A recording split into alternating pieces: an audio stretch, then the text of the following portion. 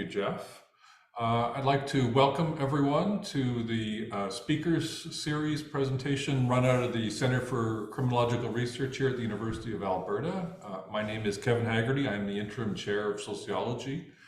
I'd like to start with before we get going, I want to start with a land acknowledgement.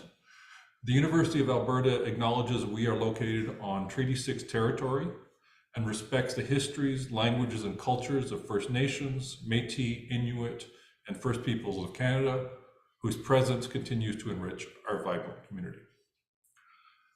It's my pleasure today to introduce Professor Walter de Casaretti. Professor de Casaretti is the director of the Research Center on Violence at West Virginia University. He also has roots in Canada. He did his PhD at York University, and as we were sort of comparing notes beforehand, we were both at Carleton University at the same time many moons ago. His accomplishments are far too numerous to list and extremely impressive. Just some of the quick highlights. He has at least twice won Lifetime Achievement Awards from different divisions of the American Society of Criminology. He has been the Critical Criminologist of the Year from the American Society of Criminology's Critical Criminology Division. He's published 27 books, 100 plus articles, and very excited to have him speak today.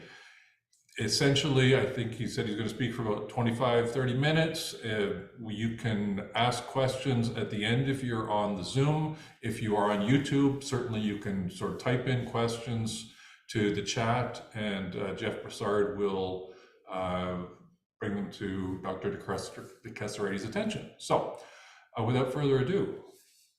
Well, thank you so much. I must say it's an honor to be invited to speak to the Center for Criminological Studies. And I have such fond memories of the University of Alberta. There's a rich history of criminological research. You know, it's going back to Gwen Nettler, of course. I still have his books published by Anderson.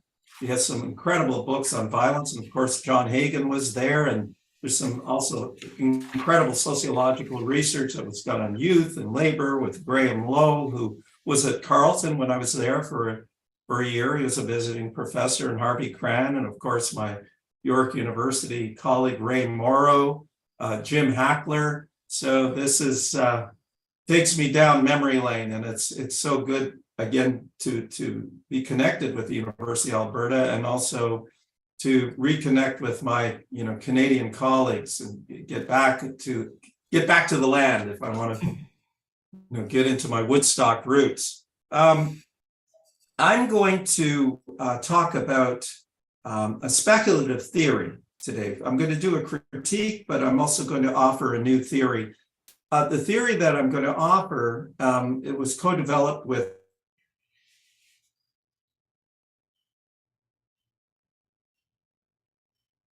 no rural criminology without knowing Joe Donnemeyer.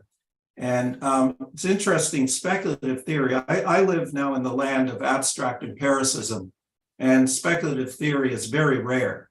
In fact, criminology in general in the United States is dominated by secondary analyses of government data sets like the National Crime Victimization Survey or Uniform Crime Reports. And if you think about Merton, and I'm going to refer to anomie theory, but not in the Mertonian sense, in the Durkheimian sense today. But if you think about Robert K. Merton's seminal piece on social structure and anomie, which was published in 1938 in the American Sociological Review, it would never be published there today. So, and my very first journal article, which was published in the Journal of Family Violence, was a speculative theory piece, and I doubt it would be published there today. So this is, I just wanted to, set the context. And this piece, Kevin was very kind to distribute it to you at the University of Alberta, appears in the journal Critical Criminology. And so that's why I'm only going to speak for 25 minutes, because I encourage you to read it, not to be self-serving, but when you're offering a new theory, a new speculative theory, as you know, theory pieces can be longer than empirical pieces, and I want to leave ample room for discussion. I really do look forward to your feedback, your comments, and criticisms. So I want to start off with there's a small but growing body of criminological research that shows that globalization and natural resource extraction contribute to violence against women in rural and remote areas. But the extant literature is very much under-theorized. This is not to say, however, that the research is not theoretically driven. A review of it shows that, while not made explicit, it's guided mainly by a thinly veiled social disorganization theory and Durkheim's anomie theory, both of which ignore the influence of patriarchal forces. And I've been arguing this for a long time. How can you understand violence against women without focusing on patriarchy? I'm not saying we need a single factor explanation, but I'm very much a proponent of integrated theory. But patriarchy has to be a fundamental concept in any theoretical offering about violence against women, regardless of the context, okay? So the main objective of the presentation I'm going to give today is to critique, and I'm going to go to this, put up a slide here, and let's see, share screen, forgive me if I'm not good at this. Okay, sorry here. Okay, share screen.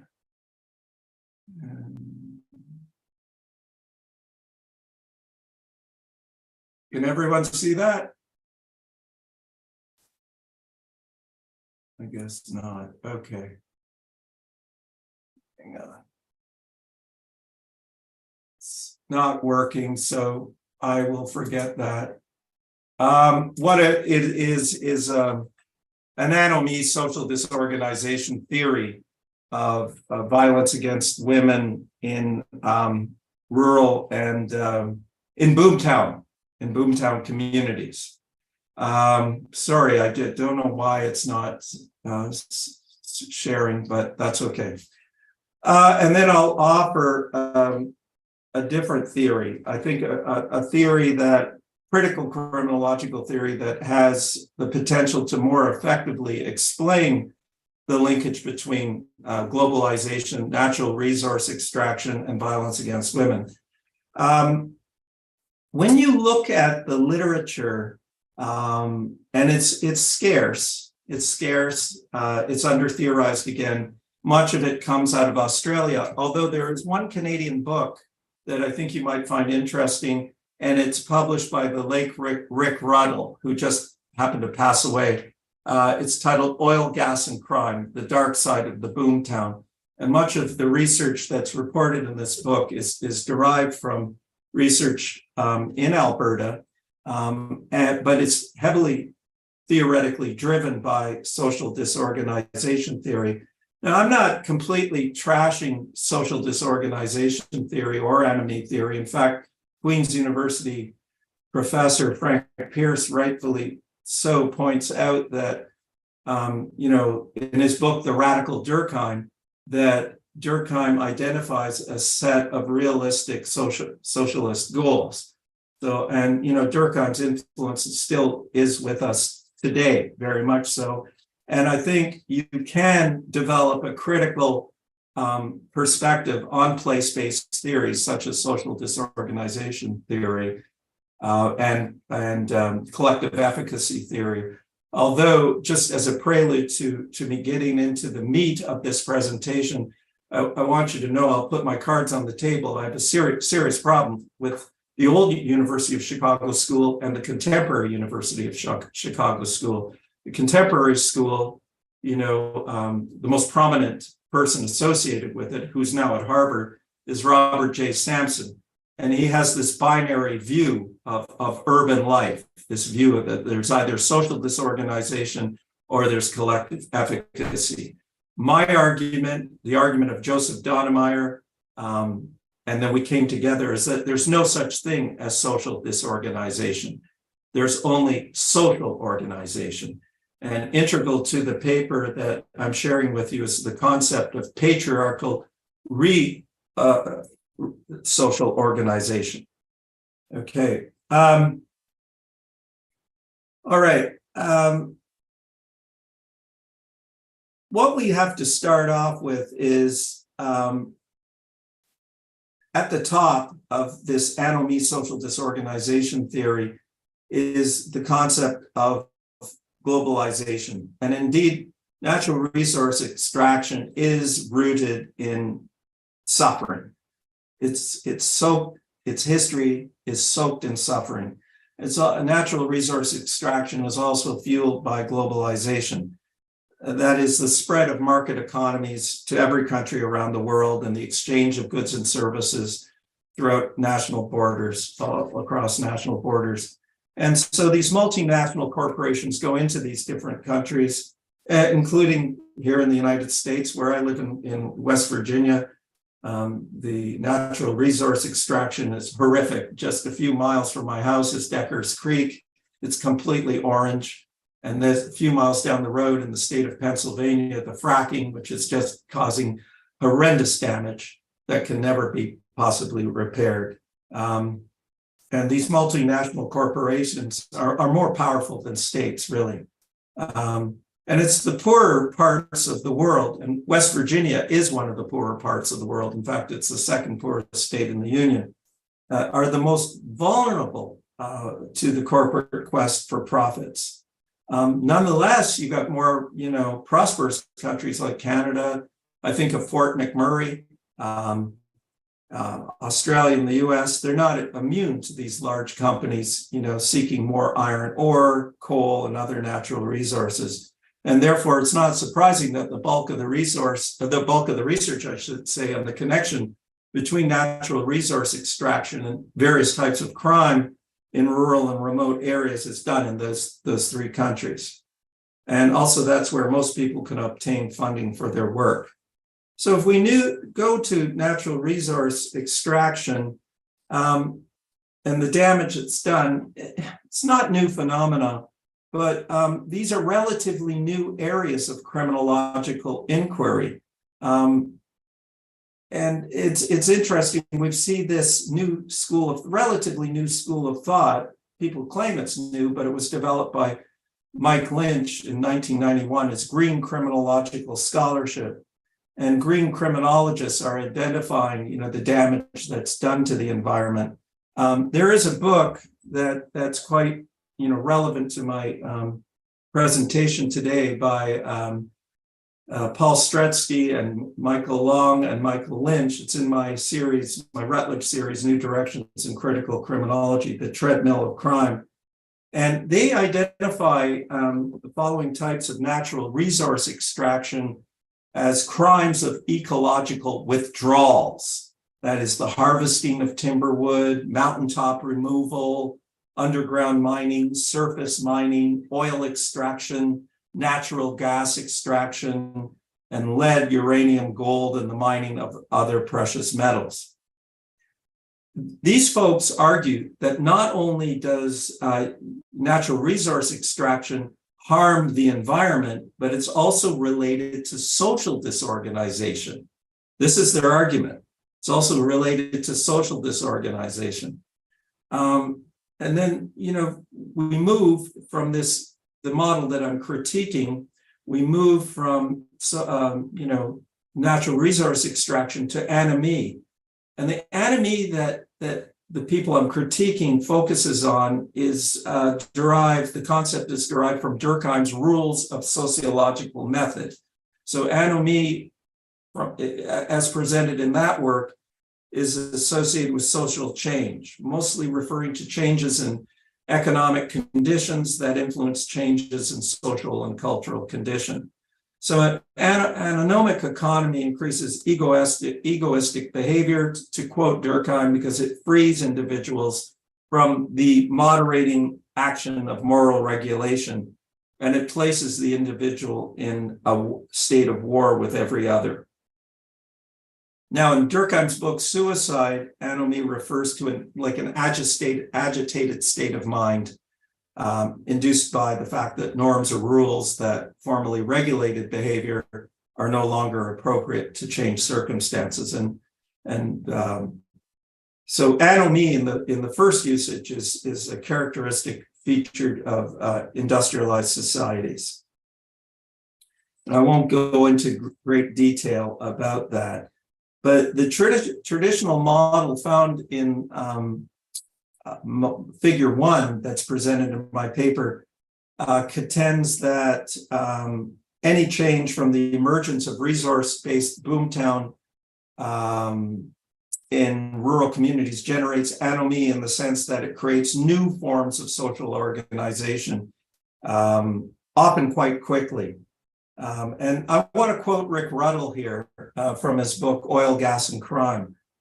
While booms can affect communities in different ways, all such places share two similarities: rapid population growth and industrialization. In rural and remote settings, rapid population growth often overwhelms the capacity of local businesses and government to supply the basic needs for newcomers, including safe and affordable housing and health, educational, protective, and social services. Moreover, the industrial development accompanying the boom decreases the quality of community life, and residents experience increases in noise, water, and light pollution. There's also been a growing concern about earthquakes caused by injecting wastewater from fracking into abandoned oil and gas wells. So going back to Tristesky et al., a resource-boomed economy also creates an anomie that is created by structural factors that lead to social disorganization and crime. But there's no empirical evidence. They provide no empirical evidence to show that what happens in the environment leads to actual interpersonal crime. Now, social disorganization, I think most criminologists are familiar with that concept, which emerges out of the early Chicago school and talks about the zone of transition and so on and so forth. I don't want to get into all of that. I don't want to, give you a literature review on Shaw and McKay and so on and so forth. There's no need to do that. But if we look at more contemporary applications, which some critical criminologists claim they're critical, but they're using a thinly veiled version of social disorganization, let's turn to Hogg and Carrington, who are based in Australia. And they argue that in Australia, the destructive environmental, social, and criminological impacts of tapping the country's resources generate rapid, socio-demographic redefinition, and which in turn, places stress on the local infrastructure, and which in turn generates crime. I think this is highly problematic, this whole argument, because, as I said, there's no such thing as social disorganization. There's only social organization. How did I get to that? Well, and how did Joe Donemeyer get to it? Well, we were traveling in different paths. I was in rural Southeast Ohio doing the first study of rural separation, divorce, sexual assault. Donemeyer was in Australia looking at farm crime. Around the same time, this was at the start of the new millennium. And I had a mixed methods approach. I was doing rich in-depth interviews with 43 women. I was talking to agents of social control. I was looking at existing quantitative data, looking at all kinds of different information.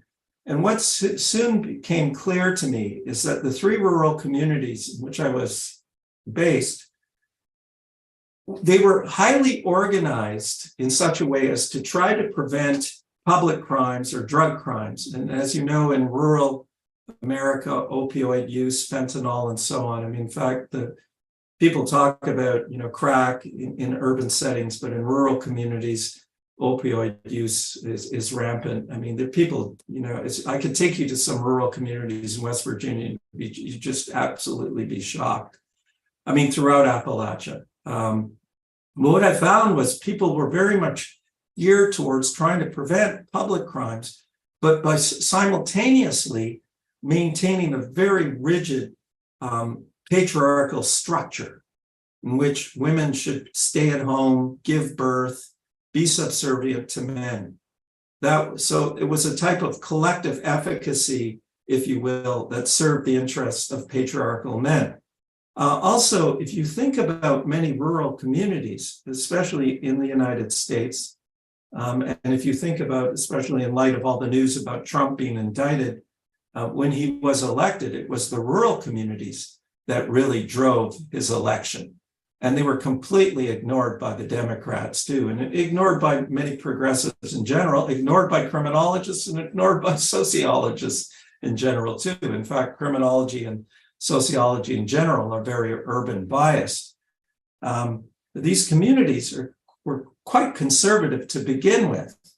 And what happened is when they were going to vote for Trump and they vote for conservative leaders, and when the argument that we're making is that when these natural resource extraction companies came in, they didn't necessarily rapidly change the political, economic, and cultural nature of these communities. Rather, what they did was generated a stronger form of patriarchy, form of patriarchal social reorganization. You take some of these rural counties, people who abuse women have friends who abuse women. In fact, Neil Websdale coined the term the Good Old Boys Network in his study, Rural Women Battering and the Criminal Justice System, study done in Eastern Kentucky. And he demonstrated through ethnographic research that many of the batterers that found in these places were very closely aligned with judges, police officers, probation officers. And they maintained the control and dominance in patriarchal households. And so the argument we make is that when natural resource extraction comes in, it just exacerbates what already exists. So you have these male peer support networks, you have these patriarchal attitudes and beliefs, you have, heteronormativity, you have assaults on women's reproductive health. And all this does, when you bring in a fracking company, when you bring in a mining company, it just, makes what exists even worse. It doesn't, create this transition from the rural idyllic community into, a disorganized, violent, abusive community. It just doesn't work that way. The foundations already existed.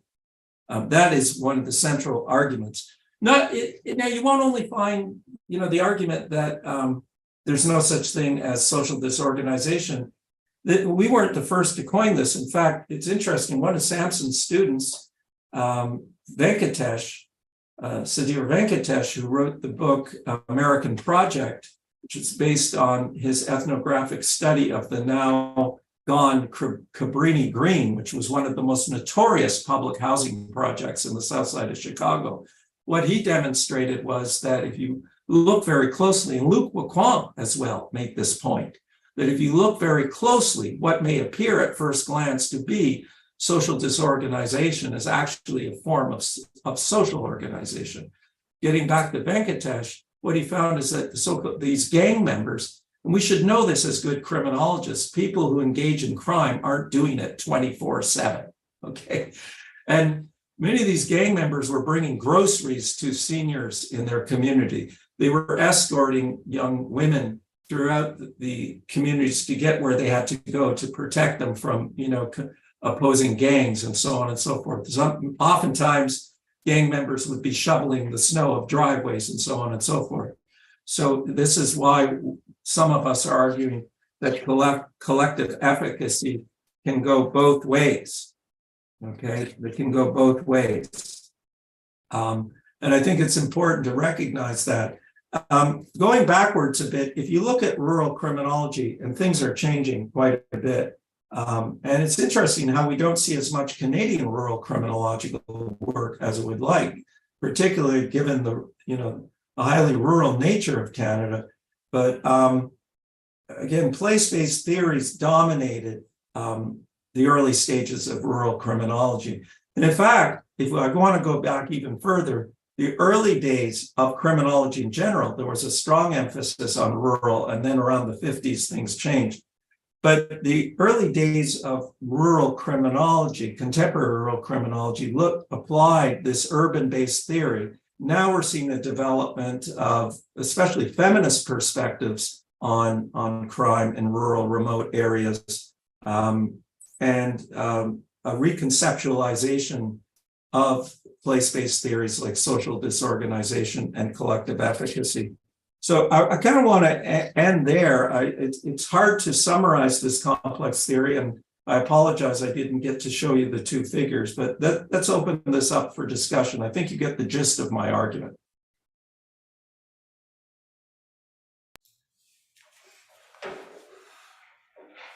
Excellent. Thanks so much for that. We have a good sized audience kind of on Zoom and also on the YouTube. So why don't we just open it up to questions or comments? I guess I should. I don't see everyone's screen here. So Dr. Doro, Sarah, please. Yeah, thank you. Yeah, thank you so much for the talk. I'm buzzing with things to say, but I'll try to keep it focused. Just to situate myself, I've been doing research up in the tar sands, oil sands region, Fort McMurray extractive zone for about 15 years on and off, and with gender as one of the lenses of interest. So I just have a couple of thoughts, and I'm not a criminologist, and so I understand you're sort of speaking to and with criminologists. So I hope my comments are helpful, knowing that I'm coming from outside of that lens. Sure. But I'm just thinking about the theorizing that has been done.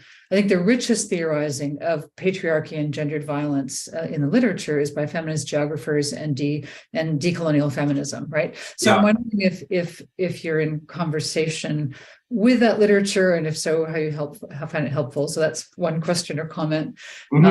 Especially as patriarchal structures meet colonial socio-histories, right? In Right. theorizing crime. I guess my second question has to do with your model, and sort of patriarchy shows up in the social reorganization box, and I understand why. But I'm also thinking about this sort of masculinist, structure and culture of resource industries, right? And how you might think about that in relation to patriarchal social reorganization in the place, right, in the rural community. And so I guess that leads to the third question, which is, I think you touch on mobility and migration, but I'm also thinking about how sort of a different geographical imaginary of crime in resource zones might, or if it would shift, right, your framing, given often high mobility and both in and out migration. So sorry, that's a lot, but I wanted to. No, I'm glad you asked it, and it's really hard, Professor Darrow. The piece that you probably have in front of you is much richer than my presentation, and we're working on a book right now with Jane Mooney and her son and Joe Donnemeyer, titled "Drilling Down on the Patriarchy," which is deals with broader sociological issues. But your point about colonialism, and there's a great book here. You probably read it, "Settling the Boom: The Sites and Subjects of Back in Oil," which is an excellent book about settler, colonial, and sexist infrastructures and narratives. And that literature heavily informs my thinking. And you have to draw upon that literature in order to develop a truly rich sociological, criminological understanding of what's going on. There's no way you can, really develop an adequate theoretical approach to this without looking at what you're talking about. And I'm not paying lip service to that. So this is what we draw upon. That's part of it when we look at the broader concept of patriarchy. And of course, defining patriarchy is subject to much debate. I'm personally a proponent of Sylvia Walby's, 6-part conceptualization of patriarchy, one of which, the 6th level is violence against women, which is one of the most integral parts. And of course, labor, she talks about labor and other components. So that's what heavily informs my understanding of patriarchy. And I wish I could, I could talk at least for 2 hours about, patriarchy. As far as your the next point about masculinities, you cannot. I totally agree. I wear a number of hats. One of which is masculinity studies. I'm heavily influenced by Connell, James Messerschmitt, and so on. And of course, crime is a means of doing masculinity, depending on where your position on the socioeconomic ladder, depending on your race, ethnicity, your class, your age, and so on. And often in economically disenfranchised communities or communities that are already characterized by hyper masculinity, violence against women as a means of doing masculinity is heavily rewarded. And of course, my question is more about sort of because you're focusing on the community, and I'm thinking about industry, right? And there's lots of literature on sort of the masculinist sort of and patriarchal structures of resource extraction industries. And so how might that play into our thinking about the theorizing of gendered violence, right? And as crime, right, within resource zones is my question. Yeah, sorry, I wasn't clear. Oh, no, that's okay. I mean, the industries themselves by default are masculinist. That's what you're saying, right? Okay, yeah, naturally so you're going to have those norms and values and beliefs built into that particular industry. But and that's a given for me, when they come into these communities. But what my argument is, I accept that, no disagreement, and that's central to my theoretical approach to this. But what I'm arguing is when these industries come in and they're formal institutions, right? They're formal institutions, and they lend more support to the existing patriarchal structures that are there. In fact, given that, you have this formal institution that has already an embedded patriarchal structure, just adds to what's going on, gives carte blanche to that. Okay, so you have the patriarchy that exists within, say, male peer support networks that encourage and justify violence against women in these communities. These formal institutions just add more legitimacy to it. Similarly this is going to sound like a very vulgar example, but you have Trump in office, but he's in a formal institution and he adds more legitimacy to, the racism, to the patriarchy, and so on and so forth. Well, if this, our formal government endorses this, well, it's okay to do this as well. So there's this strong connection between what's going on at the institutional level and what's going on at the informal level. Thank you. Jeff informs me we have a question from the YouTube audience. So Jeff, maybe you could read that? Yeah, hopefully you can hear me. It sounds like my office is trying to take off at the moment. So, okay. So a question from Teddy Carter. He says, I'm curious about ways to study this empirically. Any ideas? I'm curious about methods because I'm developing a dissertation proposal around the way man camps have been connected to violence against Indigenous women and girls here in Canada. I want to avoid exploitative research methods. Well, it's interesting you talk about the historical method, and we don't see as much, at least in the United States, we don't see it. It's almost non-existent. It kind of disappeared, especially after the mid-'80s. I mean, the historical method was integral to the writings of people like William Chambliss and certain critical criminologists. But I think one of the most important things to do is to, in my opinion, and I'm not an expert on historical methods, but I think oral history has a lot to say by actively listening to the voices of Indigenous people to find out, particularly the elders, and going into historical documents too, find out what type of transitions occurred as a result of colonialism and the rise of natural resource extractive industries. That's my suggestion. I think there's a lot to be gained by listening to oral historical accounts.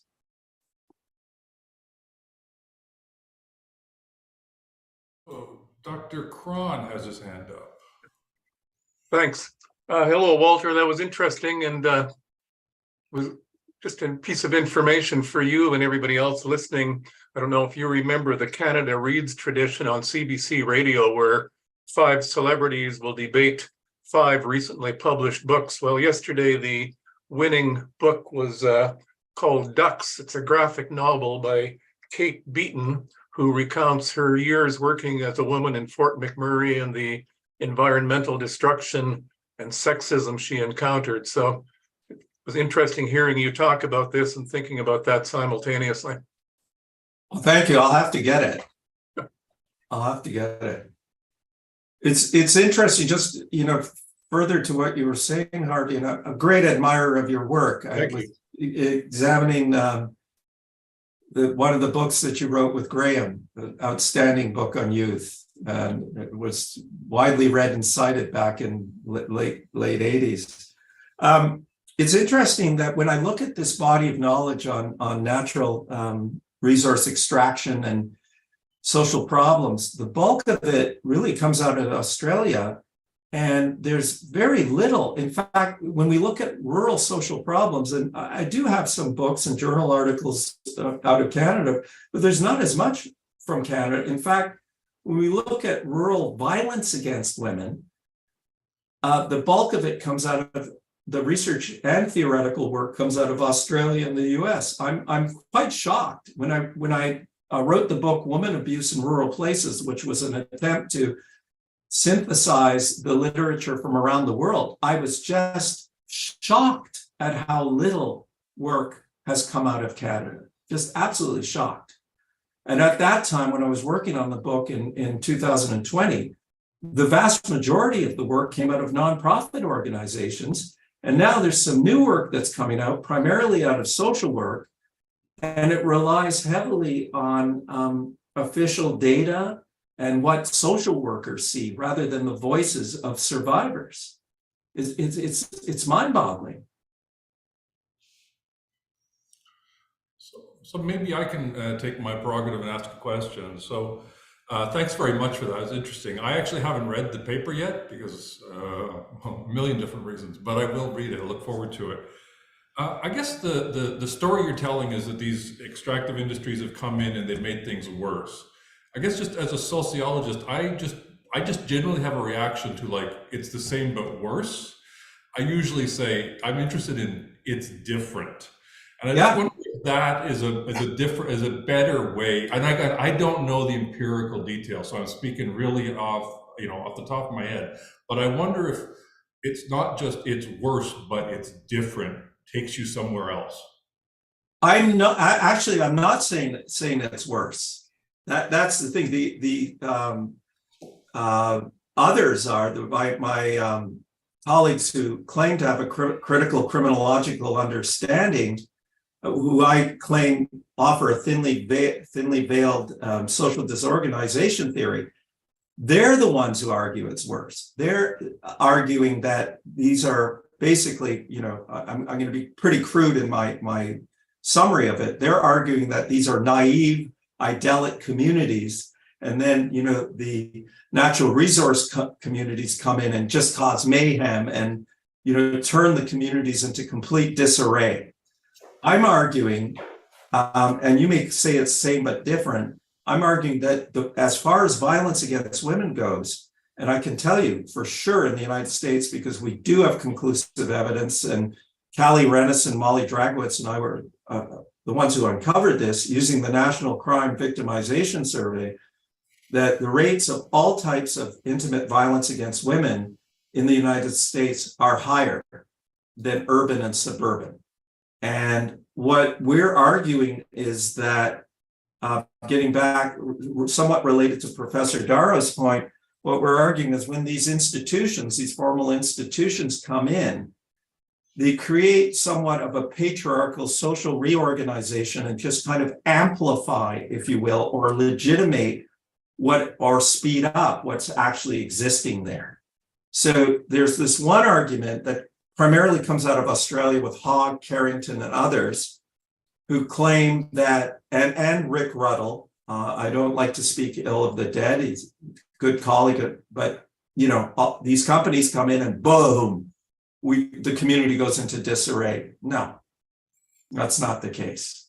They adapt, and it more or less facilitates what already exists. That's my argument. Right. Yeah, in some levels it sounds the same, but but what sounds different, and again, I don't have the details, is when you talk about what the actual reorganization looks like in practice. So I presume that will be what I will dig out of the empirical. Yeah, it exacerbates it. That's my point. It exacerbates it and adds more legitimacy to it. I guess the central argument is that we're saying there isn't the transition isn't as radical as Hogg, Carrington, and their colleagues make it out to be, or what Stratesky and his colleagues make it out to be. And again, I mean, these communities were organized to begin with in patriarchal ways. But what really happens is now you're introducing capitalism. You're introducing a form of patriarchal capitalism. And the capitalism adds fuel to what already exists. And I think maybe down the road, there might be a need to revisit maybe a Marxist feminist understanding of this. Who talks about Marxist feminism anymore? In fact, feminist studies in general, and maybe Professor Darrow wants to jump into this, what I find, including in the study of violence against women, at least in the United States and in Australia, it's very much dominated by liberal feminist understandings of the problem. I mean, the concept of patriarchy seems to have, disappeared in many ways. Thank you. Do we have other questions from the audience?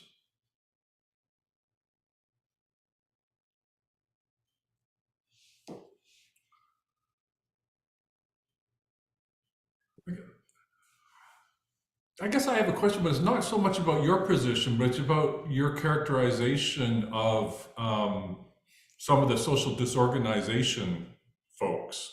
So I guess and again, this is not your position, but I'm just thinking about how you portray them, sort of like we've gone in subsequently and we've found that there's organization kind of going on in these spaces that are disorganized.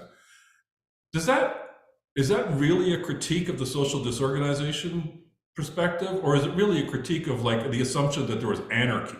And I don't think anyone ever kind of claimed that there was anarchy. I think there's a difference between disorganization and chaos. Yes. Well, let's look at the roots of social disorganization theory. Okay, who developed it? And where did they come from? You got these rural white middle-class people that move into the city. I know I sound rather cynical. They move into Chicago and they make these claims. For example, the original social disorganization theory, Shawn McKay, contends that ethnic heterogeneity is a function of social disorganization. I mean, and this is, that's a real problem. And I'm not being politically correct, but how is ethnic diversity an indicator of something wrong? Certainly Canadians would have a serious problem with that. Torontonians, Montrealers, Edmonton, so that's kind of that premise. When you take, also it was designed specifically for urban communities, very Chicago-based. The empirical data that inform social disorganization theory come from official statistics, right? They come from official statistics, not from survey research. Now, in fairness to Shawn McKay, those were the data that were available at that particular time. So this assumption, everyone brings a particular lens to their studies, me included, right? As Sartre said, all writing is political. And we all bring, our particular experiences with us to whatever we study. And I think it's important to put that on the table. But I think to take a very urban-based theoretical perspective and then, mechanically transfer it into a rural community without a rich understanding. We had a question about history, without a rich understanding of the history of a particular community. And I think empirically, in order to fully understand whether this community went through anarchy or, if you will, social disorganization, you have to spend a considerable amount of time in that community. And I think empirically do a substantial amount of ethnographic work to see what happened prior to the importation of natural resource corporations, what happened prior and what happened after. I think it's a kind of an empirical question you're asking that can only be answered empirically. Correct me if I'm wrong. Yeah, I think both of my questions have been empirical questions. Yeah, I think so. And I think, this is one of the things in the criticism of my theoretical perspective with Donnemeyer, and it's a legitimate criticism, is that it's and again, it's a speculative theory. I'm not trying to get off the hook, but we really need some empirical work on this. In order to really substantiate the argument we're making, we have to do what one of the participants said. We have to go back and to look at the history. What was the nature of that community? What were the norms, values, and beliefs? And then what happened after? But I think what we're trying to do is advance a particular way of thinking. I'm not saying it's right, but I'm not convinced, based on my rural research, that communities are socially disorganized. Are there questions maybe from our students who are in the audience?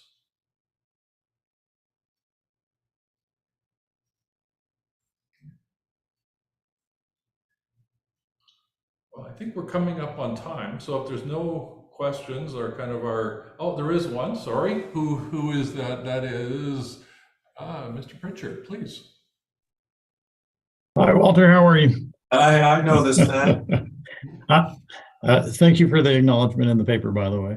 I'm going to ask you a question. I think first of all, I really appreciate your perspective here. I think arguing that a boomtown, which is largely an emergent community, can't become disorganized if it was never really, there's no assumption how it is. So I really appreciate that argument. And thinking more about how the boomtowns are built on these sort of male dominant forms of work. I wanted to ask you a question about something that you say in the paper, essentially is that these influx of, men coming in to do this work are essentially exacerbating the problem by bringing in these additional forms of patriarchal dominance and these additional models of different additional ways of doing violence and things like that.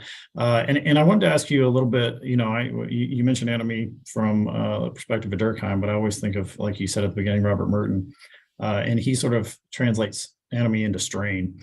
And so one of the questions I might ask and maybe consider is why you make the choice to imagine these men coming in, create additional forms and sort of teach these forms of violence, rather than imagining that they come in and create more competition. You have men doing more work, more of this heavy male dominated work, competing for jobs, creating this sort of economic family strain that then exacerbates the existing patriarchal forms and structures. Because, if you imagine prior to the amount of work arriving, you may have a sort of balance that's being disrupted by additional economic activity that's changing the day-to-day activities of people's lives, that's adding in more men competing for jobs, more men competing for, social attention and all these things. And so you could almost make it the opposite argument, that it's rather, sort of male space competition being exacerbated in the economic sphere. So I just wanted to ask you why you made that choice to say that it was sort of coming in as an influence rather than as a competition. Well, if I think of competition, that's a good question. I think of Wilson and Daly, both Canadians from McMaster University, who are actually evolutionary psychologists, who coined the term male proprietariness and talked about, competition, not only, resources, but women, competition for women, and viewed male proprietariness means, ownership or over a woman's reproductive capabilities and her sexuality. So I see that type of competition as well. And if you talk about how men, particularly, let's look at the college system. We know men who are most likely to sexually assault belong to these hypererotic subcultures. And in the Mertonian sense, they experience relative deprivation. In other words, the men who feel they're not getting as much sex as other men say they're getting are more likely to sexually assault. So there could be that type of competition, related to male proprietariness.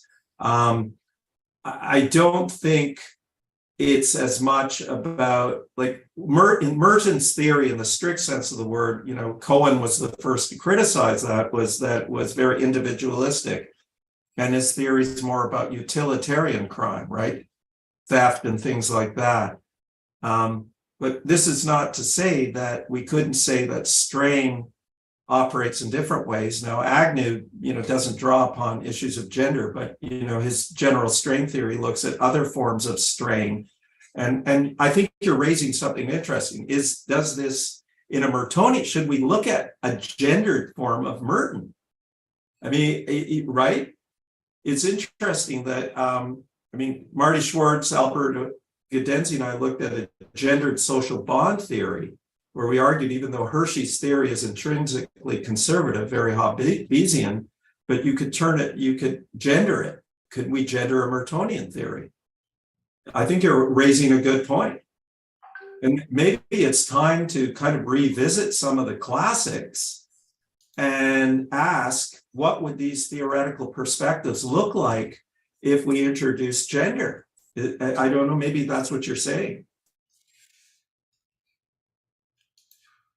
Excellent. I think we're kind of at time here. So I wanted to sort of, again, thank Professor de Casaretti. This is interesting, and obviously living in Alberta, these resource extraction issues are front and foremost on a lot of our minds. So thank you very much. And I think this is the last talk, given that we're at the end of term, but for this term or for this year. But stay tuned, there will be updates, and there will be a new plate of presenters coming your way. So please stay tuned.